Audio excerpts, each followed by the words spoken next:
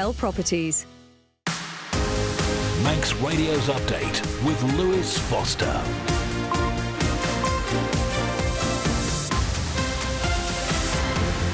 Fasamai and welcome along to Update on Manx Radio. It's 5 o'clock on Friday the 16th of January. Time for half an hour of the latest news on and from the Isle of Man. Coming up, we're just days away from signage being installed in Douglas and Onken, marking out new 20 mile per hour zones. Plus good news for users of mobility scooters. Bus Vannin just got a bit more accessible. And a chip shop in Onken speaks out about the price of cod. All of that and more coming up, plus the latest weather and what to watch out for on the roads this evening. Let us know your thoughts. Text 166 177 or email studio@manxradio.com.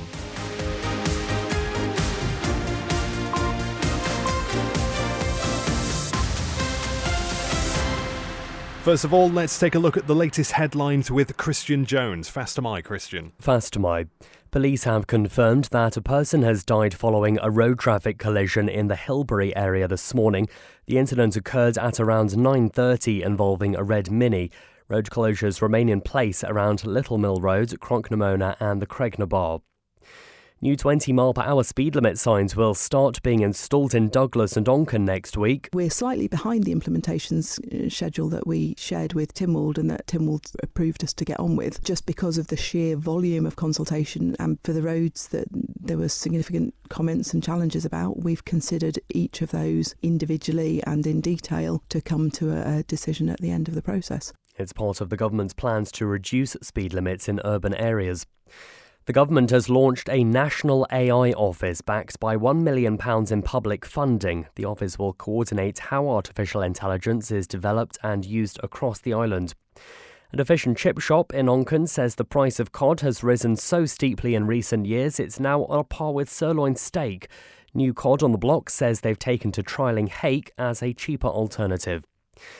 In the latest international news, West Midlands Police Chief Constable Craig Guildford is retiring with immediate effect, days after the UK Home Secretary revealed she'd lost confidence in him.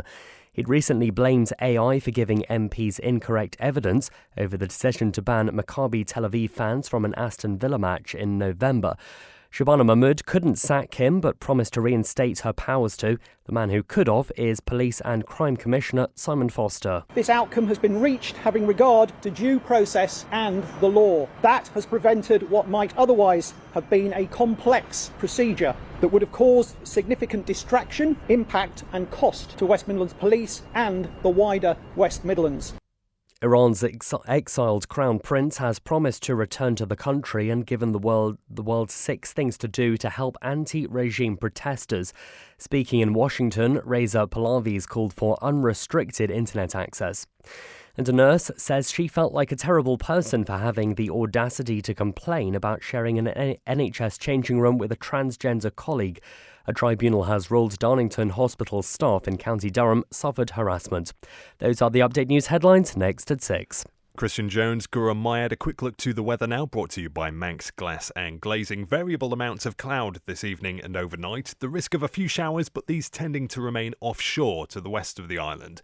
Fresh to strong south or southeast winds, easing moderate by the end of the night, and minimum temperatures around 5 or 6 degrees. Sunny spells and mainly dry tomorrow. Only a small risk of showers, but again, most of these should remain offshore to the west of the island.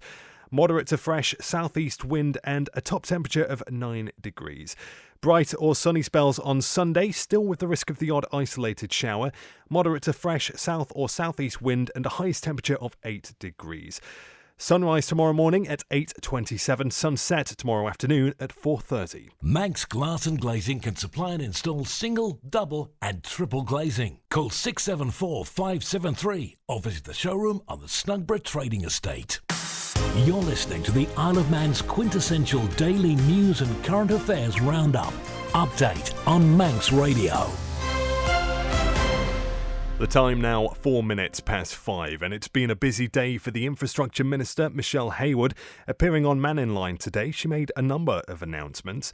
The first in response to Eric Corkish, who's been campaigning for mobility scooters to be allowed on buses. I promised you I was working on it, and you're right, I'm the 7th Minister with this one on my bag. As of Monday, anyone who wants to book an assessment to get a permit to take a mobility scooter on the buses can contact the Welcome Centre and they'll book them in for a session. On Tuesday the 27th of January, down at the Bottleneck car park, Bus Vannin will have a bus so that people who use either wheelchairs or mobility scooters, who are not feeling perhaps confident at getting on and off the bus and not quite sure where to go, can come down and have a little bit of a practice session there with the staff and build their confidence. And as of February the 2nd, all of the bus routes, apart from the Village Connect options, will be open to mobility scooters to use those services. Now, this is subject to, there are still limited stops where the bus can actually stop and safely load or offload a mobility scooter. And so the website for the bus company is currently being updated so that it will show all of those stops. And it's important to stress that just because you get onto a bus on one side of the road and head off in your destination, that when you return, the bus stop on the other side of the road might not be accessible. So what I'm urging people to do is to check which stops on the route they want to go are accessible stops. So the big news is, Eric, your wait is finally over after 7 ministers and 6 years. As of February the 2nd, the bus routes will be open to mobility scooter users, subject to them having a permit and making sure that they check that the stops that they want to go to are safe stops for them to use. Well, I was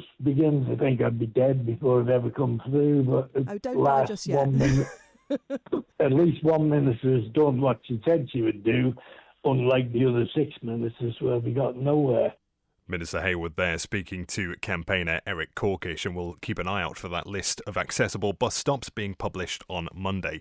Well, Dr Hayward also confirmed that contractors will begin installing 20-mile-per-hour signs around Douglas and Onchan next week. Back last year, we took an implementation plan to Tynwald and we said what we'll do is here's the timings for everywhere. We're going to consult, we're going to analyse those results, then we'll publish the orders. We published revised traffic orders in light of the first consultation for Douglas and Onchan several weeks ago now, and went back out for consultation on those.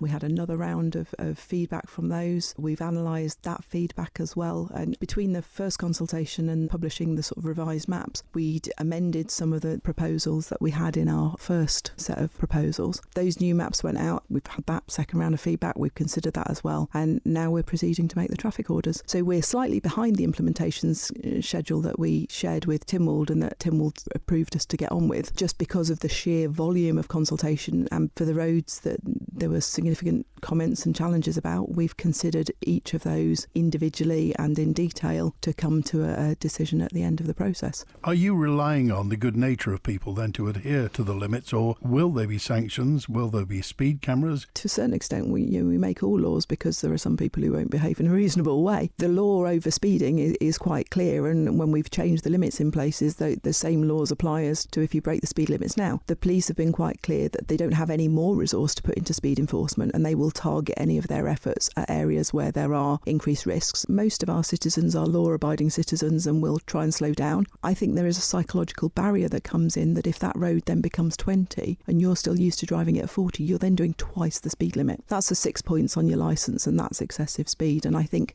that becomes the point at which people will check their own behaviour as well. There are no plans anywhere on my desk or coming through officers that I'm aware of about speed cameras. That's been almost a mistaken thread all the way from the beginning, because we were putting in some signs that had an electricity feed to them. That's because they're the flashing wigwag signs that go up around schools, and guess what, to make the lights work we need some electricity in there. So it's not to do with speed cameras, and it's not to do with trying to find people. Infrastructure Minister Michelle Hayward speaking to Andy Wint there on the Mannin line this lunchtime. It's now 9 minutes past 5, and a £1 million National AI Office has been launched to oversee artificial intelligence policy on the Isle of Man. Government says it will act as a central hub for guidance, coordination and support, and is expected to produce an already delayed national AI strategy.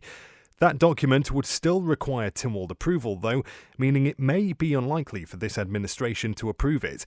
One of the core objectives is to boost economic growth. Christian Jones asked Enterprise Minister Tim Johnston and Digital Isle of Man's Chief Exec Lyle Wraxall how they'll measure that, given the island doesn't track quarterly growth figures. We've had a lot of discussions around how we measure success. So we do have an attribution model that we've been working with for the Activate IO programme, based, in fact, we've probably been a little too conservative with that model to date. Since we created that model, it's become there's more of a standardised version of how much productivity value you could expect from a certain amount of training. So we do use that, appreciating it's far from perfect, but it gives us a benchmark and something that we can work from. I think when we also are working with industry to create proof of concepts, we are asking for the use cases, the benefits case as part of that, and we're tracking that as well. That will also be added now to the work that's happening internally with government on the efficiencies programme. So we have a clear view, but admittedly not 100% accurate view of what's going on. But it'll be a really good indicator of our progress. One of the aims is to support responsible and trusted AI adoption. But we have countries across the world who are unsure of how to balance oversight and regulation without discouraging innovation. Obviously, those countries have resources which go far beyond what the Isle of Man has at its disposal. Why do you think the island stands a chance of this?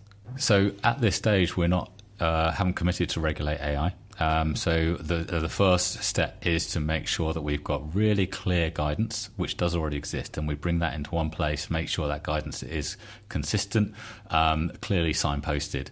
And then we would need to embark on a national discussion around whether we go further than that. Just a quick question. You said that this isn't about regulation. When the Chief Minister announced this, it was called the National Office for AI Development and Regulation. So is that not what it's called anymore? Well, certainly, I think we recognise that's a part of it, because we recognise that, whereas AI is here whether we like it or not, it's all around us and it's there, and there's parts of it we don't have control over, and let's be honest, that's just the reality of the way this as an entity works.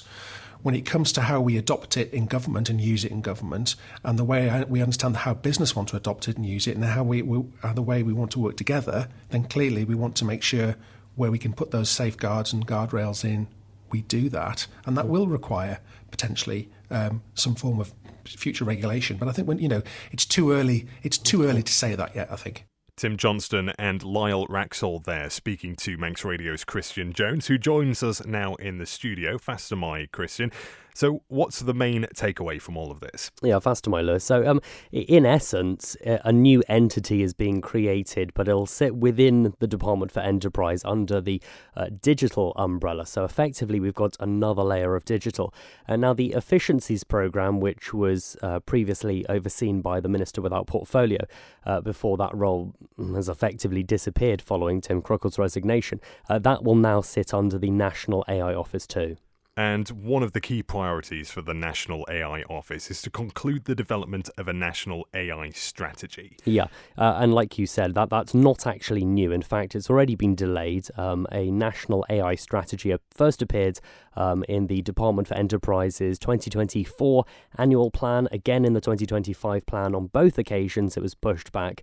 Now we know that it'll become the responsibility of the National AI Office to develop, and it has up to a year to do that. Big strategies like this, they have the potential to bring major changes to the way that public sector operates, so it would have to be approved by Tynwald.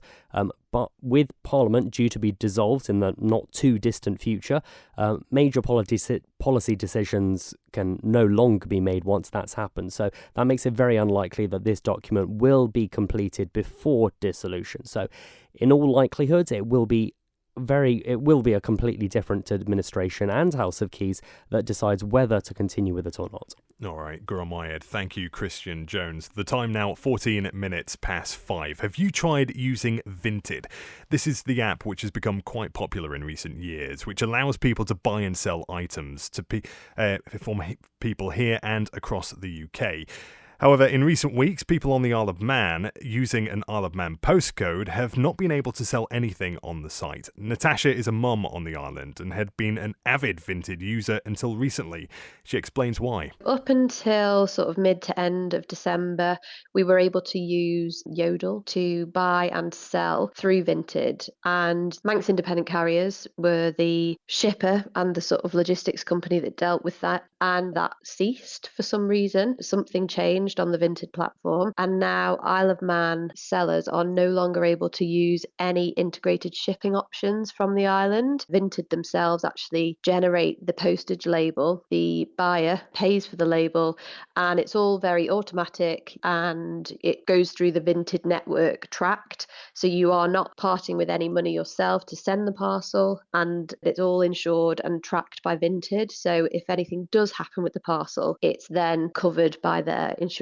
So now that that service has gone from the island, we have no way of actually selling or sending anything off through Vinted.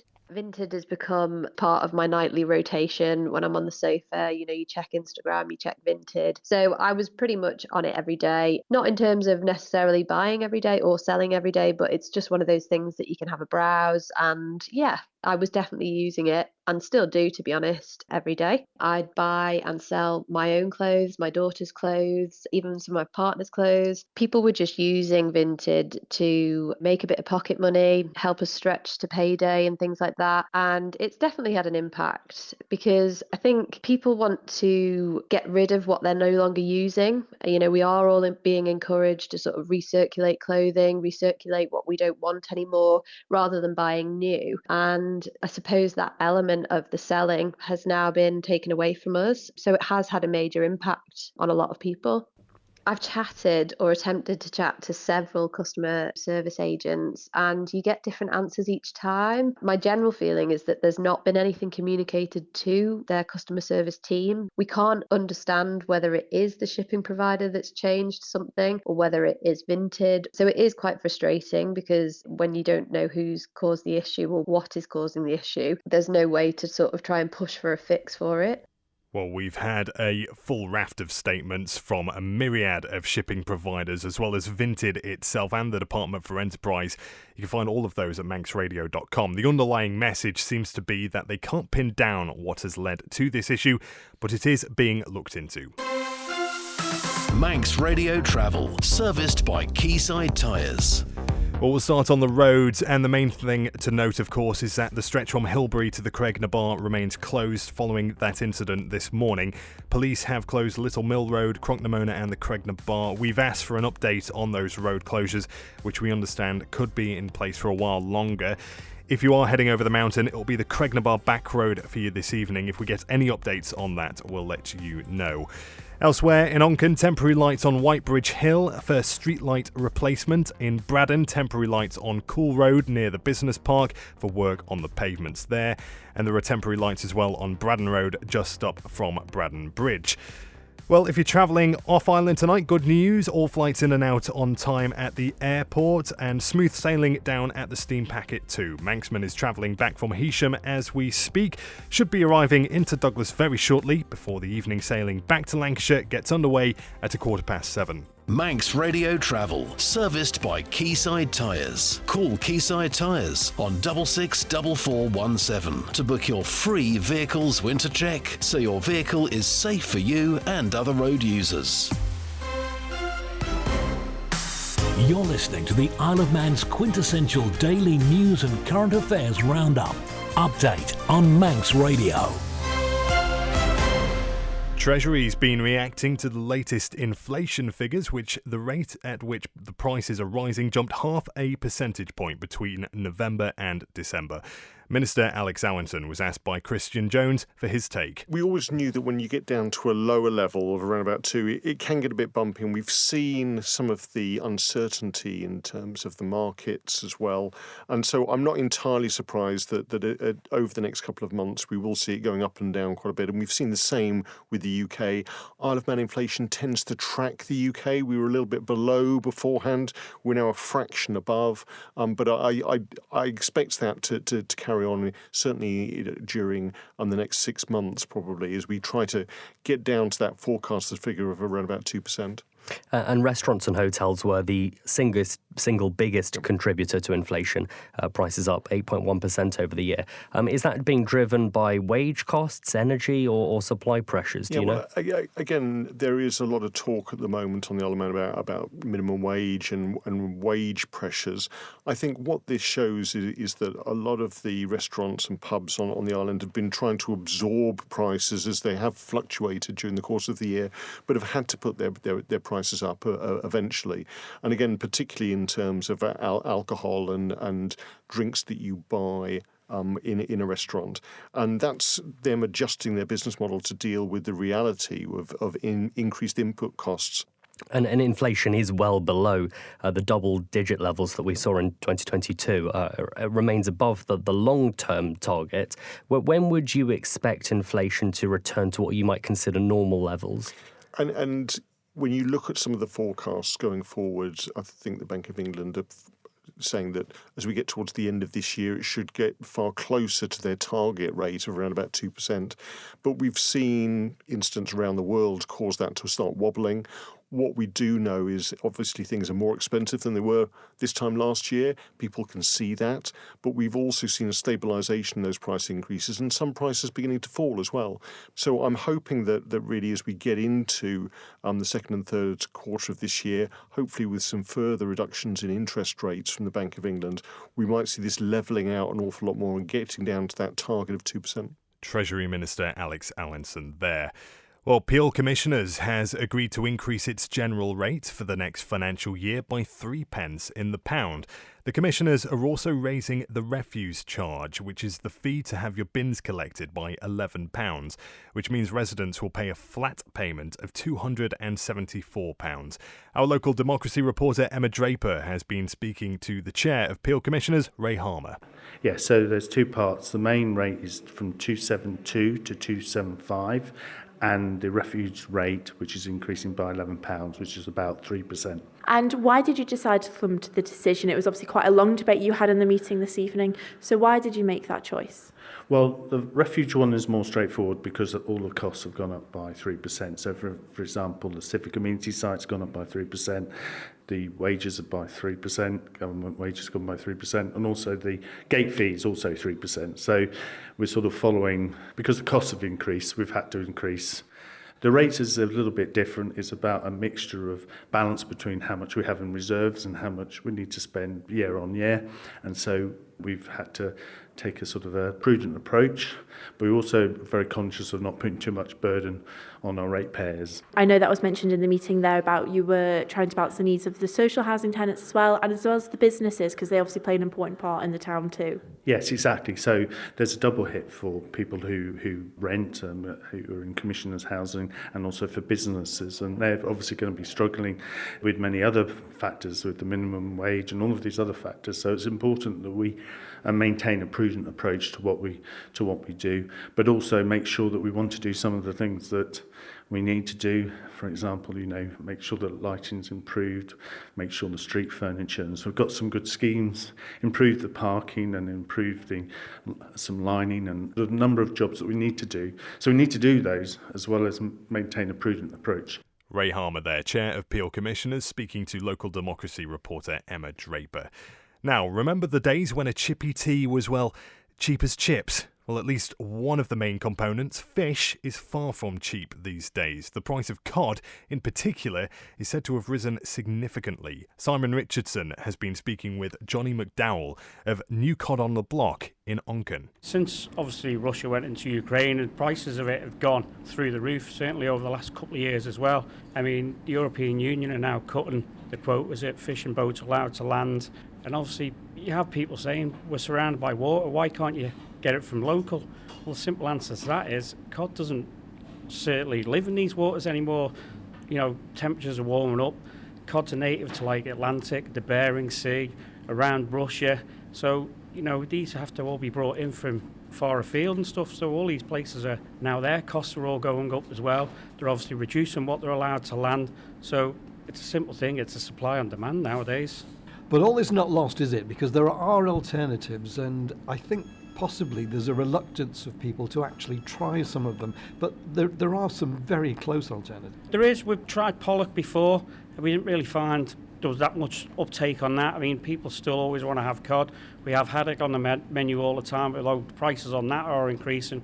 We're now trying hake as well to see how that goes. That is a little bit cheaper than cod. You're looking probably over £1 a fillet cheaper, but whether the demand is there for that, we'll find out in time. Now, you've been in the industry a while. Did you ever, in your wildest dreams, think that the price of cod would end up mirroring the price of steak? No, nowhere near it. I mean, we're obviously being told by suppliers that it's going to be going up again in the next few weeks, and they reckon it's going to go up further once we get into March and April. So it'll be outstripping the price of sirloin steak and beef, certainly. Ultimately, though, with the shortages of it and the fact it's been overfished to the level it has, people are just going to have to get used to changing, aren't they? Unfortunately, they are. It's just the way it is. It's not us trying to make loads more money. It's just simply us covering costs at the end of the day. And that's just the way it's going to have to be nowadays. Fish and chips, we always used to think of it as you mentioned earlier, a family staple, something, a good cheap meal. But it's actually not a cheap meal now. It's something that people, almost a luxury. It certainly is. It's obviously over the time gone by, it's costing a lot more now. It's just simply all your overheads that you're now covering with the cost of everything. That's all you're merely doing nowadays. It's just very hard for anyone in hospitality. And cod or steak, what's your favourite? I prefer cod nowadays, to be honest. And now I'm hungry. It's time for sport, brought to you by the Print Shed. And Darren Timpson is here. Faster my, Darren. Faster my. And the shortlist for the 2025 Alaman Sports Awards has been announced today. It features the coveted Sportsman and Sportswoman Awards alongside 10 other prizes up for grabs. Up for the Sportsmen of the Year are Bevan Rodd and Billy Harris, Corin Leeming, David Malarkey, Matthew Bostock, Sam Rennie and William Draper.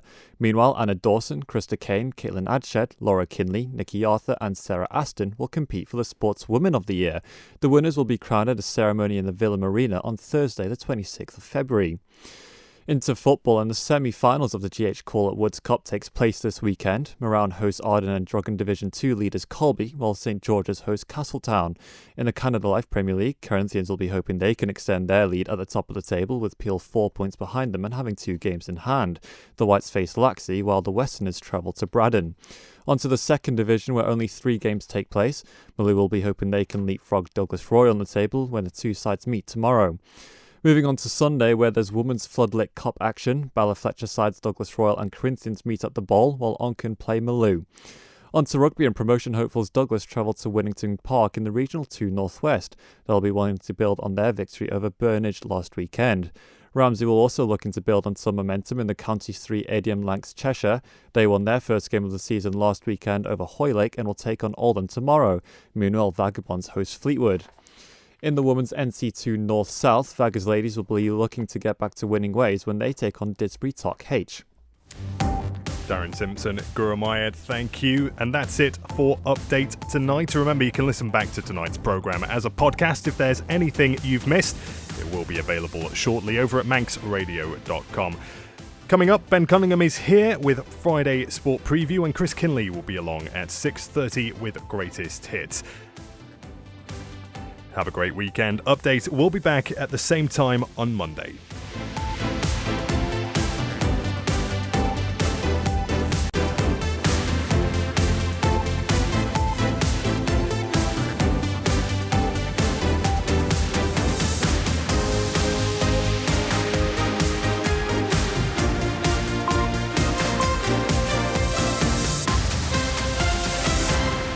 Separation should not mean losing time with your children. Most children benefit from a strong relationship with both parents. At Man Benham, we specialise in helping you reach sensible contact and residence arrangements, focusing on your child's best interests. We support communication and cooperation. Whether through negotiation or court application, our aim is to achieve a stable and workable routine. Professional advice is key to securing your family time. For expert advice on child arrangements, contact Man Benham Advocates. Call us now on 639 350.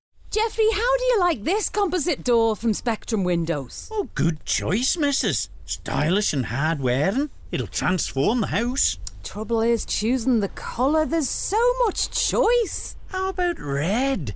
It goes with your eyes. Anyone would see red living with you, Jeffrey. For a huge range of solid composite doors in a great range of colours, including red, visit Spectrum Windows, the showroom, Derby Road, Ramsey, or call 817777. They may try to offer you a tasty carrot.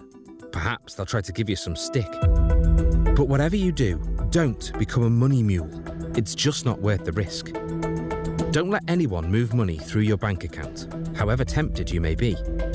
You could end up facing serious consequences, including a criminal record, bank account closure, as well as difficulty securing loans or credit in the future. A message brought to you by Isle of Man Bankers Association, Financial Crime Partnership, the IOM Constabulary and Cyber Security Centre for the Isle of Man. For further information, visit csc.gov.im. A ground source heat pump can save thousands of pounds a year, and you can harness this energy on island with Geothermal Limited, the water borehole experts. Visit drilling.im and see how a ground source heat pump borehole works. That's drilling.im.